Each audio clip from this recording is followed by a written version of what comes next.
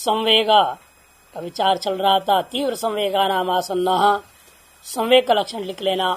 वैराग्य विशिष्ट साधनगत, वैराग्य विशिष्ट साधनगत कुशलता, अग्रसरता, अभिरुचिश्च संवेग। वैराग्य विशिष्ट साधनगता कुशलता, अग्रसरता, अभिरुचिश्च संवेग। कहने का तात्पर्य है कि वैराग्य से विशिष्ट होकर जो व्यक्ति स्व साधनों में अत्यंत कुशल हो, अग्रसर हो और अत्यंत अभिरुचिवान पुरुष, वह व्यक्ति को कहेंगे तीव्र संवेग वाला साधक। उसमें भी अधिमात्र तीव्र संवेग वाला साधक है। यह विभाजन 9 प्रकार का बनाने की जरूरत क्या पड़ी? इसका भी कारण यही है, पूर्वोक्त जो श्रद्धादि उपाय है, सकल उपायों को सम्यक प्रकार से अपनाया हुआ साधकों में तारतम्य देखने को मिलता है। कोई तो सिद्ध है, कोई अभी सिद्धि को प्राप्ति नहीं कर पा रहा है, कोई किसी को तो बड़ा देरी से होता है, लगा हुआ है, कई वर्ष लग जाते हैं, और किसी किसी बहुत जल्दी ही हो जाता है। क्यों होता है इसी के कारण इन्होंने यहां, अब अपने आप में भी आप लोग देख लेंगे, इतने लोग पढ़ते हैं, लघु में तो भयंकर भीड़ लग जाती है, अनंत में टिकते कितने? क्यों ऐसे? सभी कैसे लघु को पार भी नहीं कर पाते, और जिन्होंने पार भी किया है तो उनमें भी कितने हैं जो परिपक्व हैं, पूरे के पूरे सम्यक ज्ञान वाले हैं, ताकि दूसरे को पढ़ाने में सक्षम हो। कितने होते हैं? यही कठिनता है ना। आप हर एक व्यवहार में आप इस प्रकार से विचार करके देखेंगे तो यह अनुभव सिद्ध हो जाता है। एक ही विषय का ज्ञान को लेकर के, एक ही विशेष विषय का व्यवहार को लेकर के, एक ही विषय संबंधी किसी भी प्रकार क्रियाकलाप में आप देखेंगे तारतम्यता दिखाई देता है। तो देखो, दौड़ते हैं, 100 मीटर दौड़, 400 मीटर दौड़, सबको क्यों फर्स्ट प्राइज नहीं मिल जाता है? सब एक ही लाइन से दौड़ना शुरू किए हैं, सब लगातार ताकत लगा रखे हैं, लेकिन फिर भी उनके सामर्थ्य में अपने आप देखते हैं, सभी चाहते तो हैं हमें आ जाए, हमें स्वर्ण पदक मिले, कौन नहीं चाह रहा है? उनमें से सभी चाहते हैं, लेकिन सबको मिलता नहीं है। कोई देरी से पहुंच पा रहा है, कोई एकदम जल्दी पहुंच जा रहा है, और कई बार तो पहले वाले और दूसरे के बीच बहुत फासला होता है, और कई बार ऐसी भी स्थिति होती है, पहला कौन दूसरा कौन निश्चय करना मुश्किल, आप आंकों के देख करके निश्चय नहीं कर पाएंगे। आजकल तो इसलिए वो बना रखे ना, कैमरा से खींच लेते हैं, फिर उसको स्लो मोशन में चलाएंगे, बिल्कुल देखेंगे भी कि किसका कदम हवा में या लाइन के पार पहला किसका पड़ा। इतनी आसपास चलते हैं, पता ही नहीं चलता है। तो इसीलिए कहते हैं यहां पर किसी को शीघ्र प्रतापूर्वक सिद्धि हो जाती है, कोई समय लग जाता है किसी को, और कोई सिद्ध होता ही नहीं, सारा जिंदगी लगे लगे खत्म हो गया, कुछ नहीं मिला हाथ है ना। तो क्या फायदा है? इसीलिए इनका कहना है, कारण इस बात को ध्यान रखते हुए साधकों की अपनी क्षमता की तारतम्यता को ध्यान रखते हुए ही योग सूत्रकार ने यहाँ पर 9 प्रकार का भेद किया। उस अंतिम प्रकार में भी पुनः 3 प्रकार कर दे रहे हैं। देखिए, साधन अनुष्ठान की शीघ्रता, आसन्नतम बताना है, अभी आसन्न बता दिया, उसमें आसन्नतम कौन होगा? उसके लिए आरंभ होते हुए 3 प्रकार के होते हैं। मृदु मध्यादि मात्रत्वा तथोपि विशेष। वो तीव्र संवेग में भी मृदु तीव्र संवेग आसन्न, ऐसा लो, मृदु तीव्र संवेग, मध्य तीव्र संवेग और अधिमात्र तीव्र संवेग। अधिमात्र सभी में अधिमात्र विशेषण जोड़ेगा ही, क्योंकि अधिमात्र का ही तीव्र संवेग विशेषण था, तीव्र संवेग अधिमात्र था, है ना। उस तीव्र संवेग अधिमात्र में फिर 3 भाग कर रहे हैं। मृदु तीव्र संवेग अधिमात्र, मध्य तीव्र संवेग अधिमात्र और अधिमात्र तीव्र संवेग अधिमात्र, अंत वाले में पुनः 3 हो गया। ततोपि विशेष का तात्पर्य क्या है? मृदु तीव्र, मध्य तीव्र, अधिमात्र तीव्र, तीव्र का विशेषण बनेगा। ततोपि विशेष तद विशेषान मृदु तीव्र संवेग आसन्न। ततोपि विशेष, ततोपि विशेष मैंने पूर्वोक्त जो था केवल अधिमात्र तीव्र, उससे भी विशेष है। तद विशेषात मृदु तीव्र संवेग आसन्न, उस विशेष की अपेक्षा से केवल जो अधिमात्र तीव्र संवेग वाला है, तीव्र संवेग अधिमात्र, उसकी अपेक्षा से मृदु तीव्र संवेग, मृदु तीव्र संवेग अधिमात्र ज्यादा श्रेष्ठ है। उस मृदु तीव्र संवेग अधिमात्र की अपेक्षा से भी ततोपि मध्य तीव्र संवेग से आसन्नतर, मध्य तीव्र संवेग अधिमात्र उपाय वाला है वो आसन्नतर है, उससे भी ज्यादा नजदीक है। तस्मादपि उससे भी ज्यादा अधिमात्र तीव्र संवेग अधिमात्र उपाय वाला वो जो है आसन्नतम, ऐसे व्यक्ति को अनायास ही समाधि लाभ समाधि फलंच थी, उसको समाधि लाभ और समाधि का जो फल कैवल्य आदि की प्राप्ति में अब कोई देर नहीं लगता है। आसन्नाद ततोपि विशेष का मतलब यही है, तथा मने आसन्नाद अपि विशेष आसन्नतर आसन्नतमोपि अस्ति। तरतम रूप भवति इत्यर्थः। ततो विशेष का तात्पर्य, विशेष माने तरतम रूपा, आसन्नतर आसन्नतम नाम के भी दो और अतिरिक्त होते हैं। आसन्नतम, वह आसन्नतम क्यों हुआ? क्योंकि तस्य दृढ़ भूमौ असंप्रज्ञा समाधौ लब्धे सती, क्योंकि अभ्यास करते करते दृढ़ भूमिता को प्राप्त हुआ उस व्यक्ति को जब असंप्रज्ञा समाधि का लाभ हो जाने के बाद पुनः वित्थान संस्कार तंग नहीं करते। ये आसनतम वाला है ना, अंत वाला, अधिमात्र तीव्र संवेग अधिमात्रोपाय, ये जो अंत वाला है, इससे पहले वाले सभी को क्या होता है? समाधि में जाते तो हैं लेकिन वहां से फिर लौटते हैं और वित्तान संस्कार बारंबार लाता है और फिर उसको जगत में दौड़ा देता है। ये चक्कर उनका मिटता नहीं है। और जो आसनतम है, अधिमात्र तीव्र संवेग अधिमात्र उपाय वाला जो साधक है, उसको ये वित्थान संस्कार दोबारा परेशान नहीं करते हैं। वित्थातुम आशक्तम सन मनो एवं नश्यति, मन का ही नाश हो जाता है, वह भी अपना प्रकृति में लीन होकर के व्यक्ति कैवल्य को प्राप्त हो जाता है। ततः प्रत्यक्षित ही स्वयं महिमनी निर्विघ्न निरंतरम अवतिष्ठत है। उसका नतीजा क्या है? समाधि फलम का मतलब क्या है? समाधि लाभ होने का मतलब ऐसी समाधि लाभ जिससे दो बार उसका व्युत्थान नहीं होगा और मन का ही नाश हो जाएगा, ये समाधि लाभ है। और समाधि का फल क्या है? तब उसका जो प्रत्यक्ष चेतन था, जो पुरुष था, वह अपने स्व महिमा में, स्वस्वरूप में निर्विघ्नता पूर्वक और निरंतरता पूर्वक ही स्थित रह जाता है। जो तथा दृष्ट स्वरूप अवस्थान में कहा गया, वो अवस्था इस आसनतम पुरुष को प्राप्त होता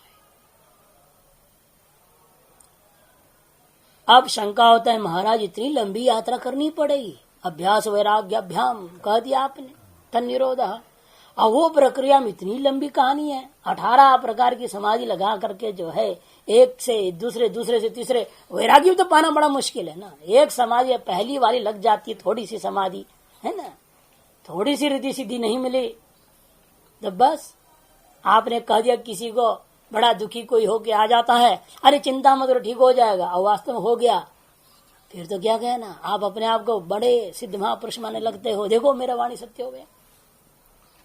और वो भी 10 को प्रचार करेगा, 50 आने लगेंगे, धीरे नोटों की गड्डी चढ़ेगी तो बस आप तो और भी गद्दी बन जाएंगे, गद्दियों पर बैठेंगे ना। फिर वो थोड़ी सी केवल वाणी की कुछ सत्यता होने लग जाए, किसी को दिया आशीर्वाद सत्य होने लग जाए, इतने में ही आदमी खत्म। और यहां तक कहां पहुंचेगा? आसनतम हो जाएगा क्या वो? छोटी मोटी समाधियों से होने वाली छोटी मोटी सिद्धियों का पीछे आदमी जब बर्बाद हो सकता है, तो यह मार्ग जो है समाधि को अपनाते, संप्रज्ञात संप्रज्ञात सबीज निर्बीज होता हुआ आसनतम होकर के कैवल्य सिद्धि के अनुकूल जो है धर्ममेघ समाधि तक पहुंचना यह तो बहुत कठिन और बहुत लंबी प्रक्रिया लग रही है। इसलिए उत्सुकता पूर्वक दूसरे कहते हैं, और खतरे भी ज्यादा है। इस मार्ग में चलने के बावजूद भी गारंटी नहीं है ना, इसमें निश्चय नहीं है आप अवश्य रूपेण इस मार्ग से कबीले को प्राप्त करेंगे। इसे कहते हैं इस मार्ग से चलते वक्त एक और काम करना साथ में, या तो केवल उसी को ही करना तो भी आप पहुंच जाओगे। इस वाक कह दे रहे हैं ईश्वर प्रणिधानाद्वा। भाष्यकार से अवतरण कर दे रहे कि मे तस्माद एव आसनतम समाधि भवति अतः से लाभे भवति अन्यो भी कश्चित उपायो न वा इति। क्या इस आसनतम समाधि यही एक लाभ है मोक्ष का, यही एक तरीका है। ये तस्माद एव आसनतम समाधि भवति अतः अस्य लाभ है। अतः एतादृश कैवल्य स्थिति को लाभ करने में अन्योपि किसी उपाय हो भवती न वा, अन्य भी कोई उपाय है या नहीं है, ये विकल्प उठाया। तब सूत्रकार कहते हैं और भी उपाय है। ईश्वर प्रणिधानाद्वा, ईश्वर का प्रणिधान से, इसका दो अर्थ, ईश्वरेण प्रणिधानात् ईश्वरस्य प्रणिधानात्। ईश्वर हमारा भी ध्यान कर दे तो भी हो जाएगा, या हम ईश्वर का शरणागत हो जाए तो हो जाएगा। दोनों तरफ से है ना। आप ईश्वर के शरणागत हो जाते हैं, आप ईश्वर के शरणागत होते, ईश्वर की भक्ति जब करते हैं तो ईश्वर के मन में आता है इसका कल्याण हो जाए, तब मोक्ष होगा। इसलिए प्रणिधानात् माने भक्ति विशेषा। प्रणिधान का अर्थ क्या है? भक्ति विशेष। आवर्जित ईश्वर है, भक्ति विशेष से आपने ईश्वर को क्या कर लिया? आवर्जित कर लिया, अर्थात अपनी ओर अभिमुख कर लिया। ईश्वर अब आपके बारे में सोचने लगता है। जैसे कबीरा कहता है ना, पहले मैं हरि हरि किया करता था, अब हरि जो है कबीरा कबीरा करते मेरे पीछे पीछे घूम रहा है ना। एक चौपाई में ऐसे भी बोला है कबीर ने। पहला ये होता है आपको चिल्लाना पड़ना पड़ता है, राम राम भगवान का नाम लिया ना पड़ता है, बड़ा कीर्तन करते हैं लोग, कूदते हैं बड़े जोर जोर से, पूरी दिमाग थक जावे चिल्ला चिल्ला करके, ताकि दूसरा चीज मन में आवे ही नहीं। इसलिए वो कूदते हैं। डायबिटीज भी डाउन हो जाता है, बहुत लाभ है। ब्लड प्रेशर डाउन हो जाता है, बहुत लाभ होता है उसमें। कई बीमारियां दूर, विठल विठल विठल जोर से चिल्ला, ऐसे ही जोर से सबकी नींद उड़ जावे, और बीच में हाँ कर देते चल। अब सुनो बात, हाँ आनंद आता है उसमें भी, नहीं बहुत आनंद है। तो कितना अच्छी चीज है ना, वो इस तरह से चिल्लाते हैं, दिमाग को बेहोश तो कर दिया चिल्ला चिल्ला के, ताकि आप संसार के चिंतन ही ना कर सके। जब होश में फिर चालू करो, है ना, 24 घंटा ही चले, तब अपने आप एक दिन वो स्थिति आएगा, उसको आपकी ओर देखना ही पड़ जाएगा, वो आपकी ओर अभिमुख हो जाता है। उसको यहां पर कहते हैं आवर्जित, अभिमुखीकृत, अभिमुख कर लेता है। कैसे कर लेगा वो? प्रणिधानात् कर दिया। ईश्वर तम अनुगृह्णाति इत्यर्थ। जब उसकी ओर अभिमुख हो गया, ईश्वर क्या करता है? उस साधक पर अनुग्रह करता है। कैसे अनुग्रह करता है? कद अभिध्यान मात्रेण। अभिध्यान मात्र से, अभिध्यान मात्र से मतलब संकल्प करता है कि अमुक भक्त का कल्याण हो, बस इतने से काम हो गया। तद अभिध्यानादपि ही, अथवा दूसरा अर्थ भी ईश्वर अभिध्यानाद, ईश्वर प्रणिधान मैंने ईश्वर के प्रति शरणागत होने पर भी योगिनः आसन्नतमः समाधि लाभ। अतः ईश्वर के द्वारा आपका भला का सोचने पर, या आप ईश्वर के शरणागत होते हो, उभय अवस्था में यह योगी स्वतः ही आसन्नतम हो जाता है। तब भी उस ऐसा साधक को भी समाधि लाभ होगा और समाधि का फल हो जाएगा। लेकिन उस भक्ति में कैसा होना चाहिए? अहैतुकी, कामना रहित, अव्यभिचारी, अनन्याश्चिंतयन्तो माम, गीता में कहा, वह अनन्य भाव से होनी चाहिए। भेद निष्ठा जो भक्ति है वो यहाँ पर कथन नहीं कर रहे हैं। यहाँ जो भक्ति किया जा रहा है वो अनन्य भाव से होने वाली भक्ति। उस भक्ति के माध्यम से भी व्यक्ति मोक्ष को प्राप्त कर सकता है। उसमें भी क्या होगा, वही भगवान की कृपा से ही होगा, बिना ईश्वर कृपा का कुछ नहीं होने वाला है। और पूर्वोक्त समाधि मार्ग से चलने वाला, अनेक समाधि के मार्ग से चलने वाला जो व्यक्ति है, वह भी यदि ईश्वर की भक्ति करते रहता है तो निश्चित रूपेण उसको भी ईश्वर की रक्षा प्राप्त होता रहता है, नहीं तो सिद्धियों के चक्कर में वो फंस जाएगा। इसलिए पतंजलि सूत्रकार हम कई बार बोलते हैं कि पहले समाधियों का वर्णन किया, फल का लालच दे दिया, और लालच देने के बाद आप फल के लिए क्या करना चाहिए उन साधनों का वर्णन कर रहे हैं। और साधना पाद के बाद ये नहीं कहते कि साधन तुमने कर लिया तेरे को मोक्ष हो जाएगा, सीधे कैवल्य पाद का वर्णन नहीं किया। बीच में उन्होंने कह दिया विभूति पाद, कहते साधना करोगे तो मोक्ष नहीं मिलने वाला तुमको, फिर क्या मिलेगा, कहते विभूतियां मिलेंगे, सिद्धियां मिलेगी, देसी विदेशी देवियां आएगी तुम्हारे पास, संभल के रहना, यदि नहीं संभल के रहोगे तो कैवल्य से दूर रह जाओगे। यह सतर्क करने के लिए जान की विभूति पाद का बीच में डाला गया है। यदि उन विभूतियों के प्राप्त होने पर उसका लात मारता है, ठुकरा देता है, उनको इस्तेमाल नहीं करता है, वही व्यक्ति कैवल्य को प्राप्त कर सकता है। उसका भी उल्लंघन करना पड़ते तो अंतराया समाधो, सूत्र में कहा है वे समाधि में सब अंतराय है, बाधक है, प्रतिबंधक है।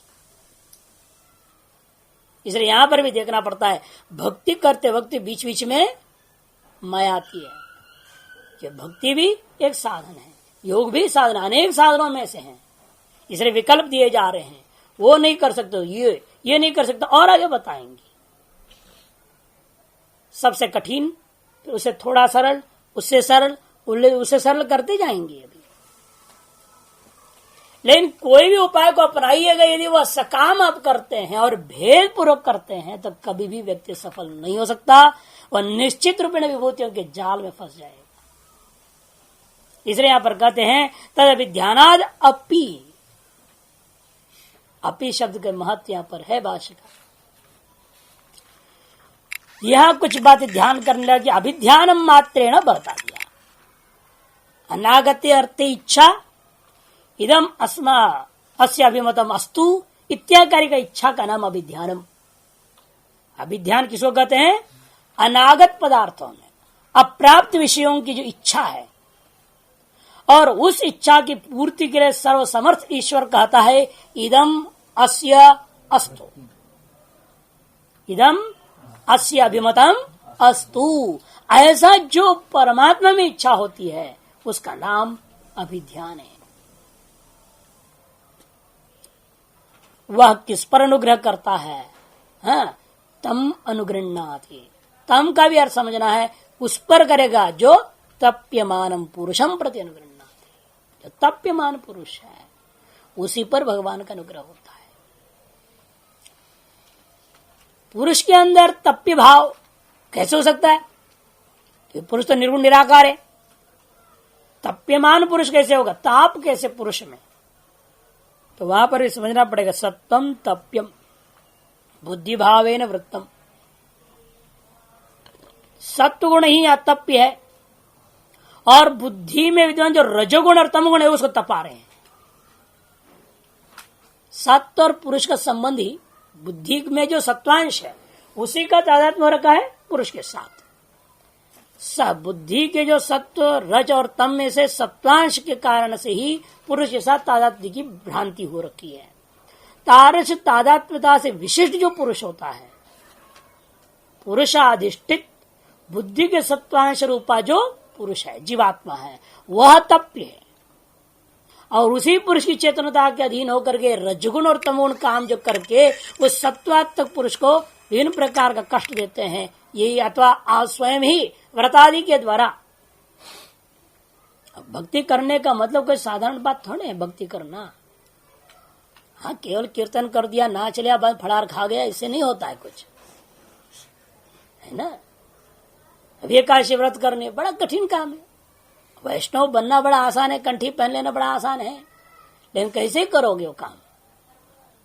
दशमी तिथि जब लगती है उसी समय से खाना पीना बंद और केवल भगवान नाम संकीर्तन करना है, स्वाध्याय करना है। पूरी दशमी, पूरी एकादशी और द्वादशी का दिन सुबह प्रथम याम के अंदर अतिथि का सत्कार करके तब स्वर्ण भक्षण करना है। उतरे काल पर्यंत लगभग 48 घंटे पूरा तो है ही है। 2 दिन हो गए ना, दशमी का पूरा, एकादशी पूरा, और तीसरे दिन का एक या 3 घंटा, मानी 51 घंटों की जो है तपस्या है। 51 घंटे तक कम से कम आपको सोना भी नहीं, खाना क्या, सोना भी नहीं। करते हैं कोई? सब करते एकादशी व्रत करने वाले वैष्णव क्या करते हैं? कुछ नहीं कर रहे, सब ढोंग है। चलो जो रोटी पानी रोज खाते थे वो छोड़ दिए, इतना ही थोड़ा तपस्या है बस, उसी के लिए वो सिर्फ भंडारा में जाएंगे, वहां लड्डू मिलेगा तो नहीं खाया, चलो ये तपस्या हो गई, बस उतनी सी पुण्य है और कुछ नहीं हो रहा है एकादशी व्रत में। वो थोड़ा सा पुण्य मिल गया, 2 पैसे का है ना, 100 रुपए का नहीं मिला, 2 पैसे का ही पुण्य मिला, पूरा नहीं। इसलिए कोई भी चीज है कि भक्ति भी इतना आसान नहीं है। उसकी नियमावली को समझोगे, नारद भक्ति सूत्र पढ़िए, अन्य ग्रंथों को पढ़िए तो समझ में आएगा कितनी कठिनाई है, किस प्रकार से की जाती है। लेकिन फिर भी इसलिए तारतम्य बताया ना, वो मृदु हो जाओ, कुछ तो बन जाओ, कहीं से शुरू करो, जितनी होवे उतनी से शुरू कर दो ताकि धीरे धीरे आगे बढ़ोगे। इसलिए इसमें भी तारतम्यता है, भले भाई नहीं बताया, यहां भी आपको मृदु मध्य तीव्र समझना है, तीव्र में भी पुनः मृदु मध्य तीव्र समझना है। ये सारे चीजों का विभाजन इन भक्तों में भी यथा पहले योगियों में कहा गया है, वैसे यहां भक्तों में भी समझना है। समाज फलंच भवती थी, इसलिए अनुमान भी किया जाता है ना कि आपने कितनी भक्ति की है या नहीं की है, ये तो आपके जन्म ही बता रहा है। आपको जो जन्म प्राप्त है, यह जन्म जो हुआ है यही प्रमाण है कि हमारी पहले जो की गई सारी साधना, भक्ति हो चाहे ज्ञान हो चाहे कर्म हो, किसी भी प्रकार की अपनी साधना, वो साधना कच्ची और अधूरी थी। यदि वह पूरी होती तो जन्म ही क्यों होता, मुक्त हो गए होते। इसलिए वहां पर कहा है ना, महिमा स्तोत्र में एक श्लोक है जो यहां न पढ़ते उनमें नहीं है, लेकिन मार्कंडे संन्यासाश्रम ओमकारेश्वर में जब पाठ होता है उसमें श्लोक जोड़े हुए हैं वो लोग। वह पुष्प्रादुर्भावाद ह्यनुमितमिदं जन्मनि पुरा पुरारे न क्वापि क्षणमपि भवन्तं प्रणतवान् न मन्मुक्तः सम्प्रत्यहम् न मन्मुक्तः सम्प्रति अहम् अत अनुर अग्रे अनतिवान् इति क्षन्तव्यम् तदिदम अपराधद्वयमपि। एक श्लोक में सच्ची बात स्वीकार करते हैं वहां पर पुष्पदंताचार्य। वपुष प्रादुर्भावात, हमारे जो शरीर का प्रादुर्भाव हुआ है इसी से हम अनुमान कर लेंगे। अनुमितम जन्मनि पुरा, पहले मेरे जन्म हुए थे, ये इसी से अनुमान हो गया। वपुष प्रादुर्भावाद ही अनुमितम ही अनुमितम जन्मनि पुरा। उस जन्मनि पुरा पूर्व जन्म में क्या किया क्या नहीं किया वो भी अनुमान हो जा रहा है। केवल पूर्व जन्म मात्र का अनुमान नहीं है, जन्मनि शब्द प्रयोग कर दिया, पूर्व में जन्म था और उस जन्म में हमने आपको प्रणाम नहीं किया है। पुरारे न क्वापि क्षणमपि, एक भी क्षण सम्यक प्रकार न भ्रवंतम न प्रणतवान, आपको हमने प्रणाम नहीं किया सच्चाई में, इसलिए हमारा जन्म हो रखा है। यदि सच्ची भक्ति हो गई होती, सच्चे मायने में समर्पण पर प्रणाम किए होते तो पूरा जन्म होता ही नहीं।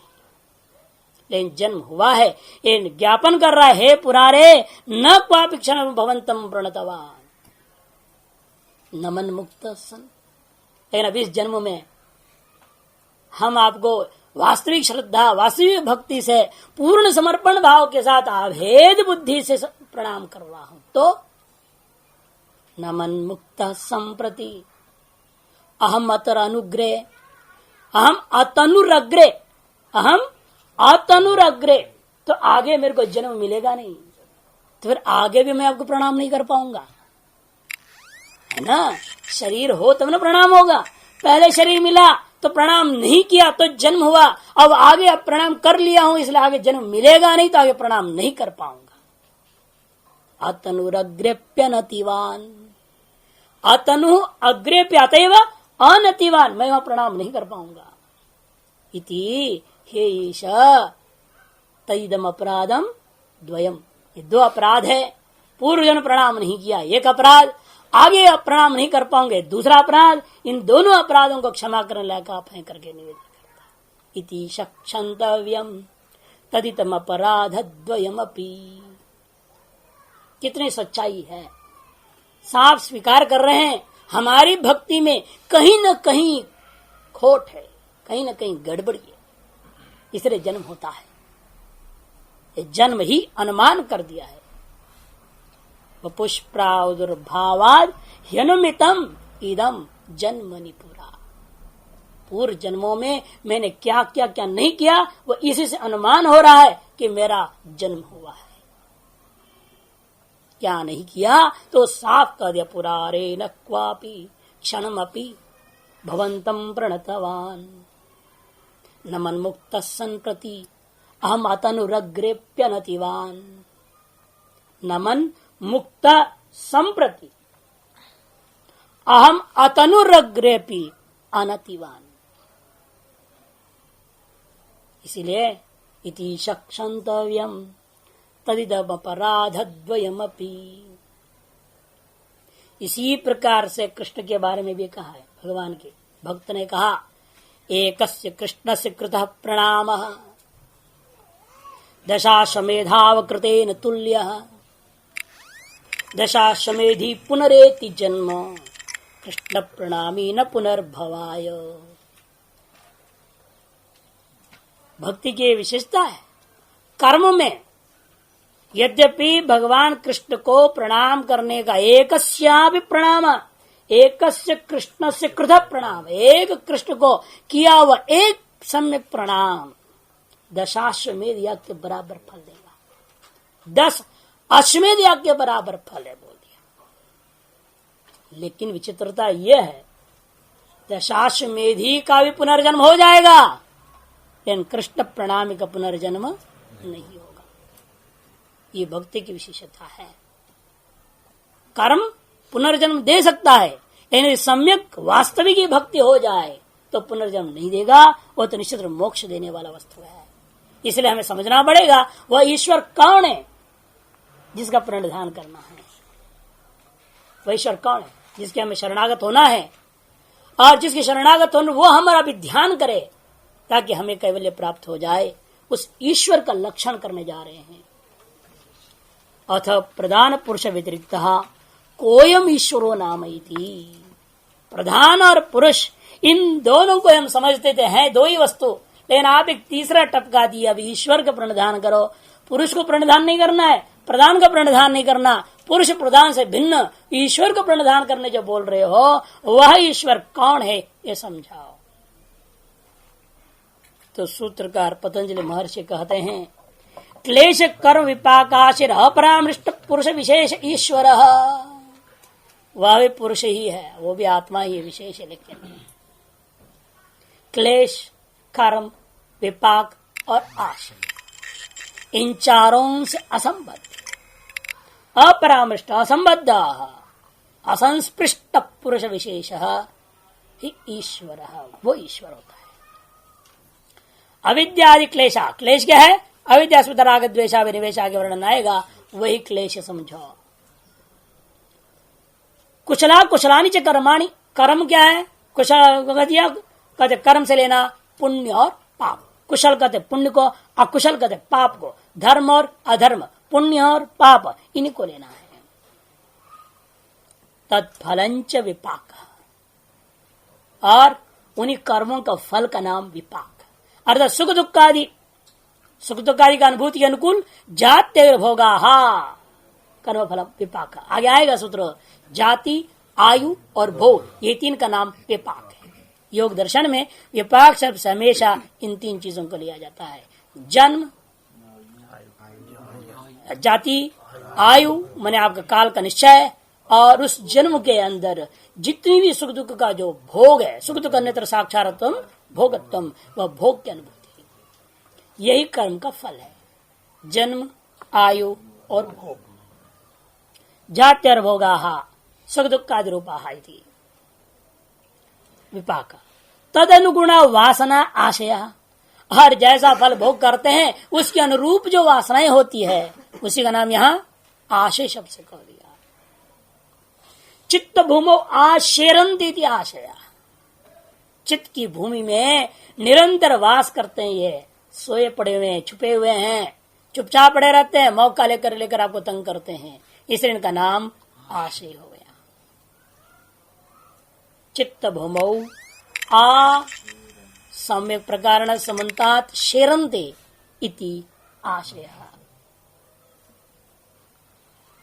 अच्छा, तेच मनसी वर्तमानः पुरुषे व्यपदिश्यन्ते। यद्यपि ये सब विचार होगा भाई पुरुष तो निर्गुण निराकार है, आपने कहा इनसे जो परामृष्ट पुरुष होता है और इनसे अपरामृष्ट पुरुष विशेष ईश्वर है। इसका मतलब इनसे परामृष्ट, इनसे संबद्ध जो होगा पुरुष वो जीव है, लेकिन पुरुष में होते ही नहीं। ये कैसे कह रहे हो? इन चीजों के संबद्ध पुरुष होता है, इनसे असंबद्ध पुरुष होता है।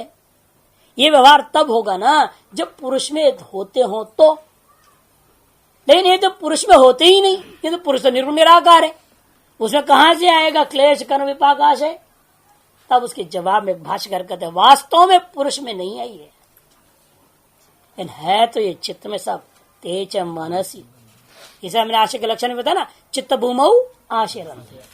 इसे तेज मनसी वर्तमान है तो ये सब मन में, चित्त में, बुद्धि में, लेकिन पुरुषे व्यपदिश्यन्ते है। भ्रांति है ना, अविवेक ख्याति के कारण से आप बार बार इसको पुरुष में ले जाते हो और कहते पुरुष दुखी है, पुरुष सुखी है, पुरुष ही मर रहा है, पुरुष जी रहा है, पुरुष का जन्म हुआ इत्यादि आप बोलते रहते हैं। सकल व्यवहार पुरुष में हो गया अविवेक ख्याति के कारण से। अब जो मेहनत हो रहा है विवेक ख्याति के लिए ही हो रहा है। बस विवेक ख्याति हो जाए ये झंझट समाप्त हो जाएगी। तेज मन से वर्तमान आप पुरुष उपदिश्यन्ते, स ही तत्फल से भोक्ता, वही जो है ना फल का इसलिए भोक्ता बन जाता है। इसलिए सांख्य और योग में पुरुष में भोक्तृत्व माना, प्रकृति में कर्तृत्व। पुरुष में कर्तृत्व नहीं है और प्रकृति में भोक्तृत्व नहीं। पुरुष केवल भोगता है सुख दुखों को, प्रकृति से भोग देती रहती है। इसी कारण से ये तादृश जो तादात्म्य अध्यास हो रखा है, चित्त का सत्वांश पुरुष के साथ तादात्म्य अध्यास को जो प्राप्त हो रखा है, अविवेक ख्याति जिसको कहा जाता है इनकी भाषा में, उसी कारण से पुरुष में सकल व्यवहार हो रहा है।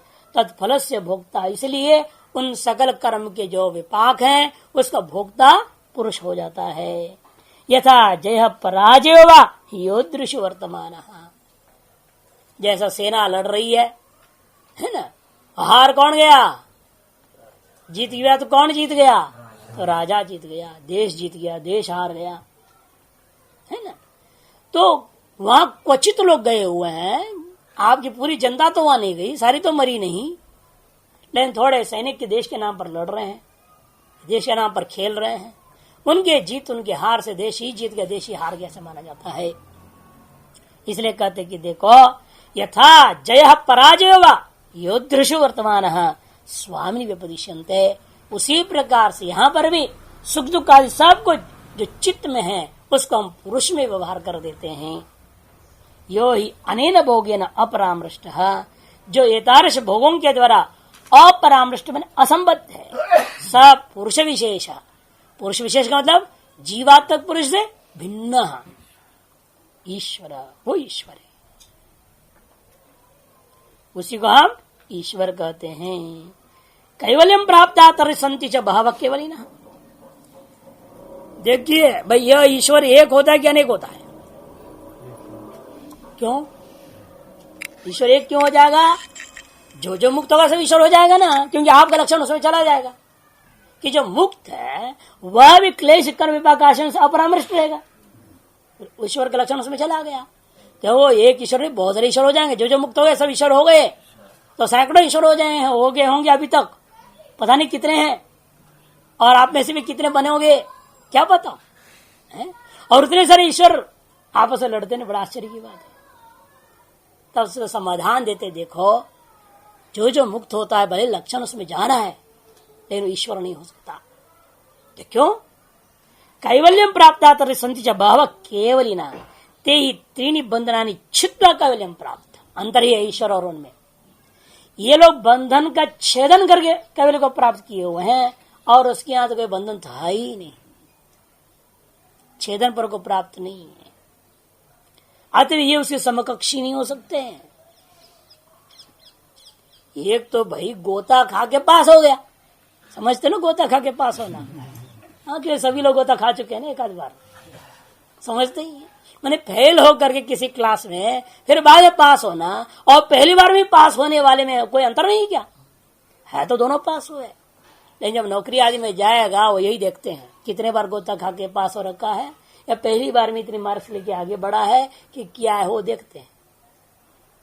जो एक ही बार में आया है उसी को लोग लेते हैं, जो गोता खा के आने वालों कहते जाओ लघु पढ़ना। और क्या करेगा, नौकरी नहीं मिलेगा तो साधु बनेगा, लघु पढ़ेगा।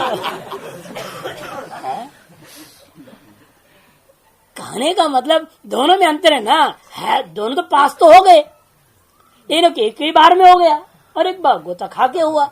दोनों में बहुत अंतर माने गए हैं संसार में, है दोनों पास। उसी प्रकार यहां पर भी है, ईश्वर भी। इसलिए हम फर्क क्या करते हैं, वो नित्य मुक्त है, ये सद्यो मुक्त हो रखा है, इसलिए ही नित्य मुक्त कहा दिया उसको। और ये जो अब ऐसे हो रहे हैं ये सद्यो, यही योग में और वेदांत में फर्क हो जाता है अन्य दर्शनों के साथ। इन्होंने उस अलग कोटि रख दिया है ना। यह छेदन करके तीन प्रकार का जो बंधन है, तीन प्रकार का कौन है, प्राकृतिक, वैकारिक और दाक्षिण बंधन। प्राकृतिक बंधन प्रकृति लय वालों को मिलता है, वैकारिक बंधन विदेहों को मिलता है, और दाक्षिण बंधन सबको प्राप्त है। दाक्षिण माने दक्षिणा देख करके किए जाने कर्मकांडों के ही सुख दुख का भोग के लिए ही जन्म जो होता वो दाक्षिण। दक्षिणापूर्वक कृत कर्म आदियों का फल भोगार्थ जो जन्म होता है उसको तो दाक्षिण बंधन। यानी कि दक्षिण देश से पैदा हो गया, ऐसे उल्टा अर्थ नहीं लगाना है। दक्षिणा दे करके कोई भी कर्मकांड हो तो दक्षिणा आप पंडित को दो न दो, भगवान को तो चढ़ाना ही पड़ता है ना। 1 रुपया 8 आना 10 पैसे चढ़ाते कि नहीं लोग, दक्षिणा चढ़ाएगा ना तो कोई कर्मकांड होता ही नहीं है। और इसलिए कहते दाक्षिण कर दिया, दक्षिणा आदि प्रदान पूर्वक किया हुआ जो कर्म, वो कर्म फल भोगार्थ जो जन्म आदि होने का नाम दाक्षिण बंधनम। तो प्राकृतिक बंधन, वैकारिक बंधन और दाक्षिण बंधन। दाक्षिण बंधन जो होता है इन समस्त लोकों में होता है। जो वैकारिक बंधन है इन लोकों में रहते हुए भी वह विशिष्ट रूपेण देवादि भाव को प्राप्त करता है। विदेह कोटि में लिया गया पहले उसको, और इस सब से परे हो जाता है जो वह प्राकृतिक बंधन को प्राप्त किया हुआ होता है। लेकिन तीनों प्रकार के बंधनों को तोड़ के जो बना वह केवल ही मुक्त होता है। कैवल्यम प्राप्त आतर ही संति च बहवः केवलिनः, बहुत सारे हैं लेकिन वो सब के सब ईश्वर नहीं होते।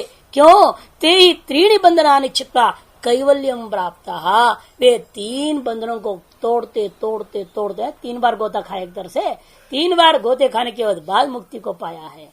और वो ईश्वर से जा तत्संबंध न भूतो न भावी। और इन बंधनों का चाहे प्राकृतिक बंधन हो, चाहे वैकृतिक बंधन हो, चाहे दाक्षिण बंधन हो, किसी भी प्रकार का बंधन न पहले था न कभी होने वाला है। यही ईश्वर और मुक्त में अंतर है।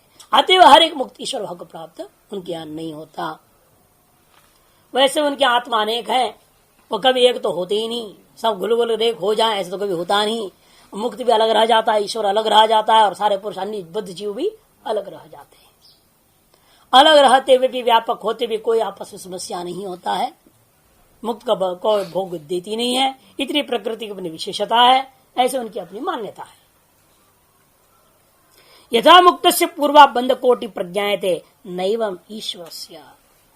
जैसे आप देखते मुक्त पुरुषों का पूर्व में वो बंधन के कोटि में थे, ये कोई न कोई बंधन में थे वो लोग, वो ईश्वर में इस प्रकार का पूर्व में कोई बंधन कोटि का वर्णन नहीं हो सकता। यथावा जैसे प्रकृतिलीन पुरुष है उसका पुनर्जन्म हो सकता है।